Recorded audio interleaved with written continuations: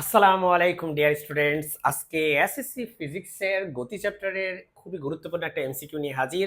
এটা রাজশাহী বোর্ড 23-এ আসছে। গুরুত্বপূর্ণ কিন্তু সিম্পল। ডিয়ার স্টুডেন্টস, এই এমসিকিউতে বলছে একটি গাড়ির বেগ 2 মিনিটে স্থির অবস্থা থেকে বেড়ে 90 কিলোমিটার পার আওয়ার হয়েছে। গাড়িটির ত্বরণ কত? দেখো তোমাদেরকে কি দেওয়া আছে, একটা গাড়ির বেগ 2 মিনিটে, তাহলে T equal to 2 minute. 2 minute মানে হচ্ছে 2 ইন্টু 60 সেকেন্ডস, তার মানে হচ্ছে 120 সেকেন্ডস। তারপরে বলছে স্থির অবস্থা থেকে গাড়িটি, তাহলে স্থির অবস্থা মানে আদিবেগ হচ্ছে শূন্য। ঠিক আছে মাই ডিয়ার স্টুডেন্টস, স্থির অবস্থা মানে আদিবেগ শূন্য। ধরো তোমার এখানে একটা গাড়ি আছে, এই গাড়িটা সে হচ্ছে এখানে স্থির, তার আদিবেগ শূন্য এবং সে 2 মিনিট ধরে এখান থেকে এ পর্যন্ত গেল।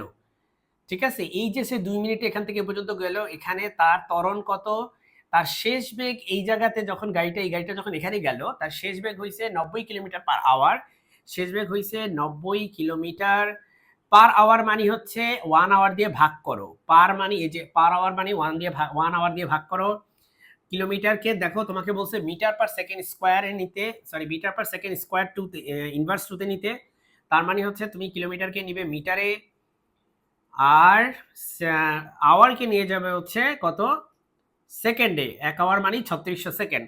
এখন যদি তুমি এটা দিয়ে ডিভাইড করো, আমি ক্যালকুলেটর দিয়ে করে দেখি, এটা হবে 90 ইন্টু 10⁻³ ডিভাইডেড বাই 3600, এটা আসছে 25। ডিয়ার স্টুডেন্টস, এটা হচ্ছে 25 মিটার পার সেকেন্ড। ঠিক আছে, এখন তোমাকে বের করতে হবে ত্বরণ। আমরা জানি ত্বরণ a equal to v minus u divided by t, যেখানে শেষ বেগ হচ্ছে 25, আদি বেগ হচ্ছে 0 ডিভাইডেড বাই টি। টি মানে সময়, সময় লাগছে 120 সেকেন্ড। 120 সেকেন্ড। তুমি এক কাজ করো, তাহলে এখানে তুমি এটাকে ডিভাইড করে দাও ক্যালকুলেটারে, 25কে 120 দিয়ে।